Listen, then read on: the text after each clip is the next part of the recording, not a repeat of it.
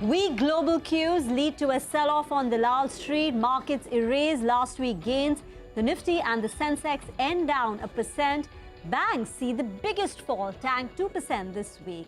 This week, we take stock of the global market setup. We tell you about the big block deals, and we also tell you why brokerages are hot on the metal space. I'm Reema Tendulkar. Joining me today is Sonia Shenoy, Nimesh, and Nigel. Hi guys, we had a midweek holiday, the holy weekend, but it still feels exhausting, right? Like we got whipsawed both ways and inundated by news flow. It didn't feel like there was a midweek holiday. It felt like such a long week, but by the end of the week, I guess, the Bears and the Bulls, there was this big tussle, and the Bears were on top. The Bears were definitely on top, by the end of it, particularly in the Friday's trading session. You're hoping that there'll be some bit of a pullback during the day. But by the end of it, I think the 200 DMA got taken out, and small fight towards the end, but at least the Bulls will feel they live to fight another day. Otherwise, it was Bears all the way. Absolutely. I think that sell-off started on Thursday in the last 1 hour of trade, and it just accelerated on Friday. And by the end of it, the Nifty is down 1%. Mid-caps, though, relatively flat, right, for the week. So that's the saving grace. Absolutely. I think that's a big talking point, that the broader markets are relatively outperforming while the large caps are not. So that I think is a bit of a comfort as well for not only for the traders, but for some investors as well. Because, the portfolio is not hitting that much what we can see in the Nifty and the Sensex this week. So that, to my mind, is a bit of a positive sign that at least the broader markets are trending upwards. I think you give them an option, they'll say, let the broader markets outperform, Nimesh, after the kind of underperformance you've seen, because the portfolios are not feeling anyways like 17,500. So at least if these broader market stocks do well, then at least the portfolio feels a little bit better. A little bit better, right? But I think just to set the context, so much happening in the next half an hour of the show. But first, just to set the context on the markets itself, the Nifty closed down 1% this week. It sliced through a lot of levels, right? The 200-day moving average, the 100-day moving average, all of that was sliced through on the downside. And the mid-caps were largely flat, but there was some pressure beneath the surface as well. I think give and take everything, this market is in a band, 17,400 on the downside and 17,800 on the upside. There doesn't seem to be any trigger which could take this market either way. Of course, global cues are definitely cautious, as we saw the data with SVB, and you have a lot of global data coming out as well. So bulls are definitely on the back foot, but let's see, we still have a lot of important global cues to watch out for. Reema, what are you tracking? Well, it was an action-packed global week and full of twists and turns. So there were two events which gave the global markets a new direction.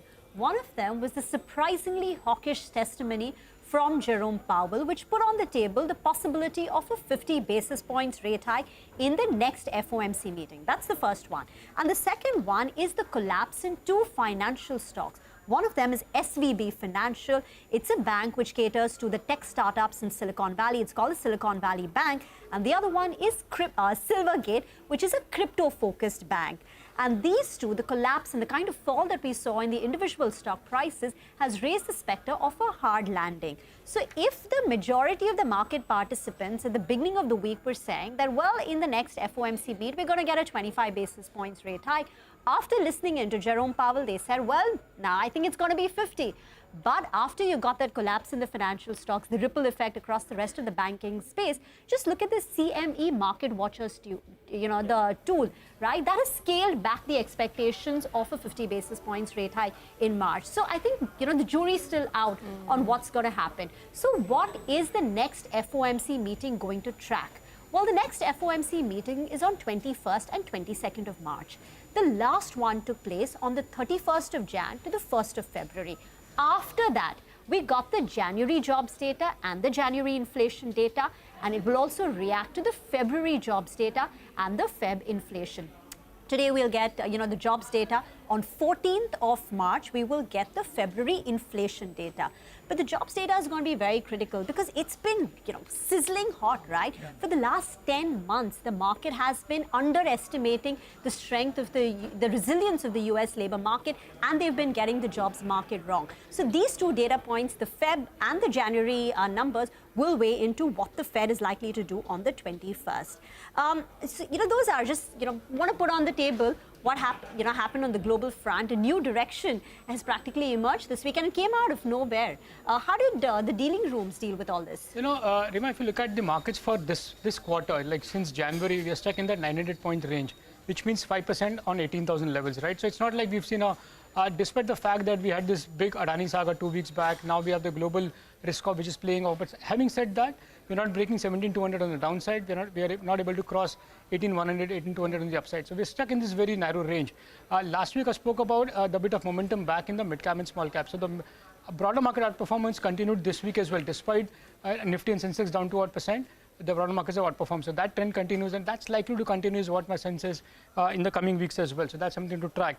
I guess, the higher interest rates, the longer the higher interest rates continue, I think that's going to be the reality, at least in the near term. And that could actually mean some accidents globally as well as in India as well. So I think that's the risk that market needs to factor in going forward.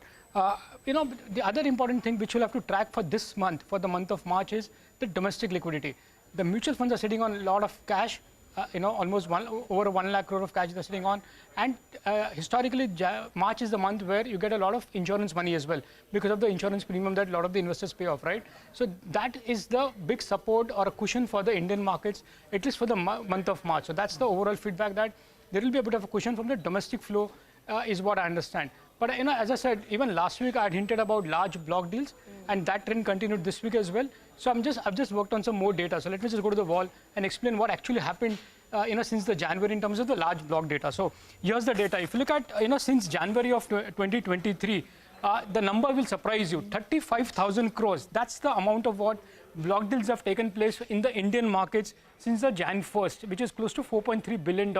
As I said, among that, of course, the biggest chunk has gone to the Adani Group. So Adani family has managed to raise $1.8 billion by selling stake in the 4 group companies to GQG. That was a big news that we all followed in the last couple of weeks. So 4 companies, Adani Ports, Green, Enterprise and Transmission, where they sold large chunks, and they've managed to raise 15,400 crores, put all together 1.8 crores across all the family, across the Adani Group stock. So this was one promoter which sold a large chunk. There were also a couple of other promoters which sold a big chunk in the group companies in this quarter. So in Biocon, Biocon sold 10% in Syngene, and they raised close to 20 to 50 crores. And there was one more promoter where in Interglobe, the Galvan family, they sold another 3.7% stake, and they raised close to 3,000 crores. So these were some of the large promoter stake sales. Even if you look at the private equity investors or some strategic investors, they've sold big chunks in this quarter. So look at Coforge.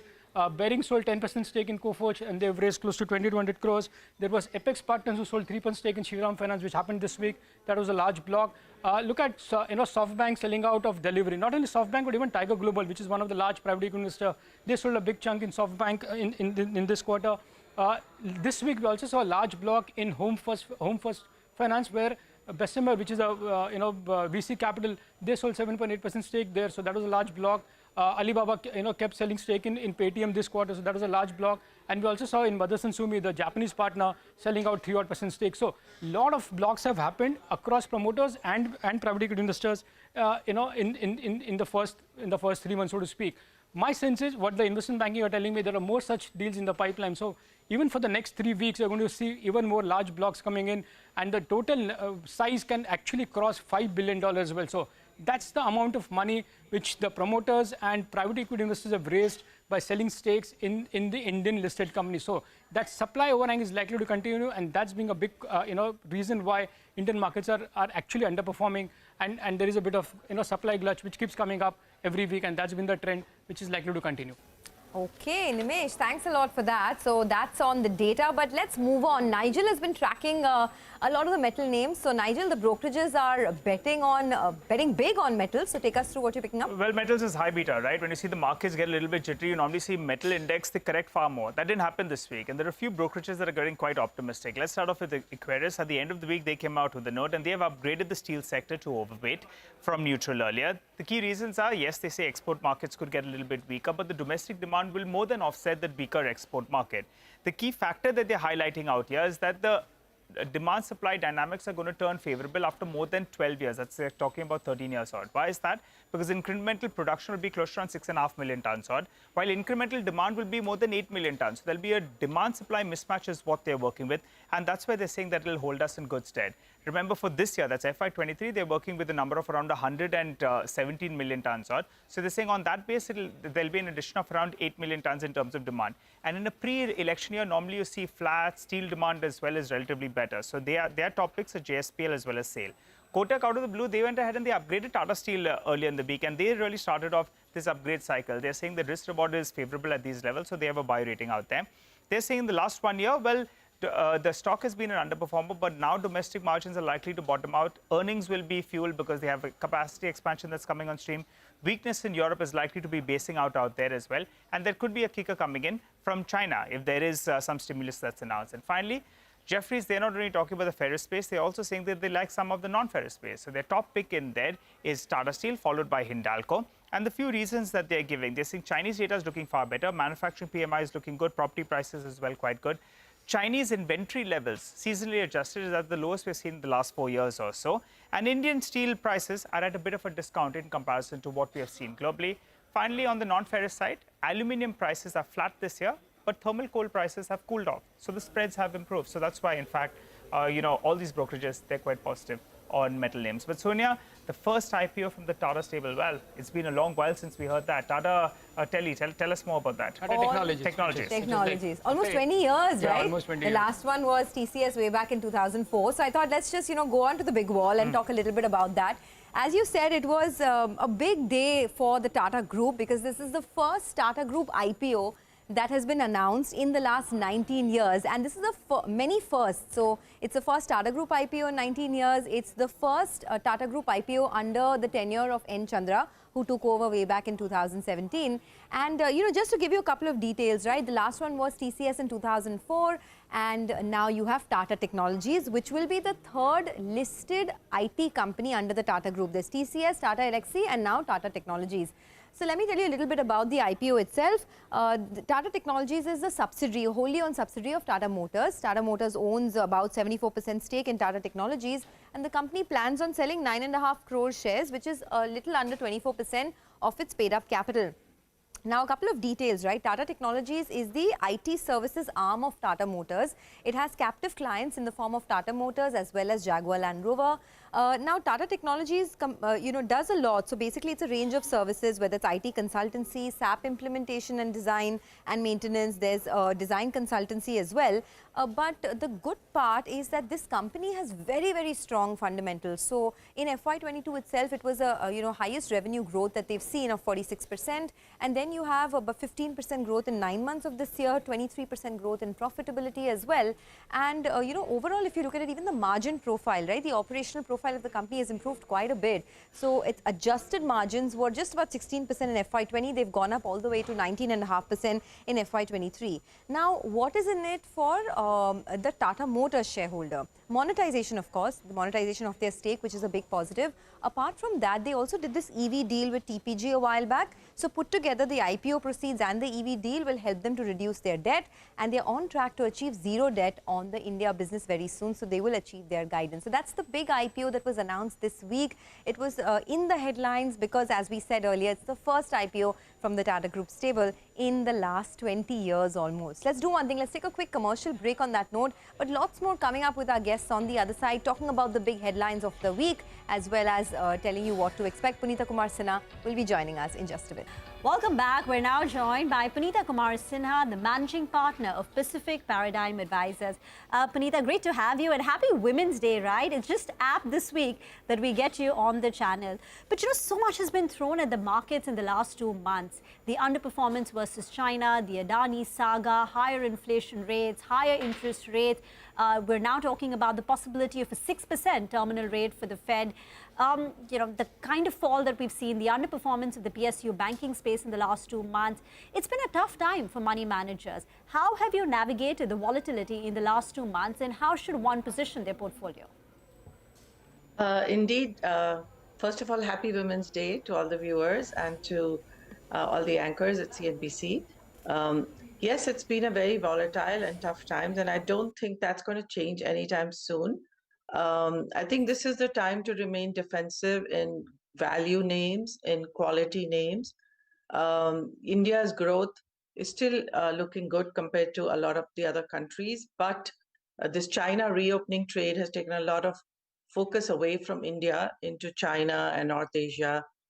So a lot of at least foreign money is looking at the recovery of China, and that's the trade that's been in play right now. India is actually not in focus from the short-term investors.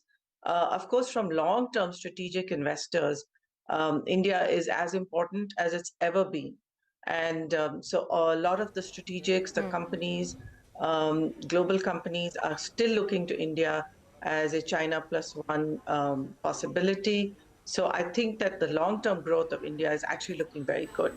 But from a short term, India's valuations are not as attractive versus its own history and versus other emerging markets. And so at the moment, I think the focus is on some of the other emerging markets. Okay, Punita, hi, welcome to the show. We just did a piece on how there is an IPO in the Tata Group after what, almost 20 years, Tata Technologies. But how are you feeling about stocks like Tata Motors now?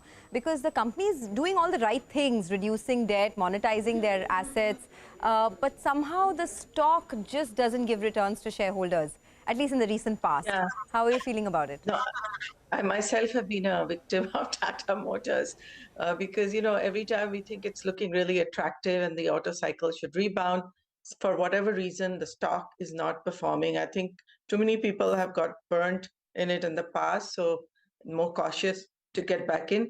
But I do think the auto sector is seeing recovery and should see some recovery because, post-COVID, and the supply chain issues. Now, finally, supply chain issues for the auto sector have somewhat normalized. So there's more volumes available to sell. So I think things should improve from here on. But having been burnt myself, I'm not like gung-ho or getting back in aggressively. Okay.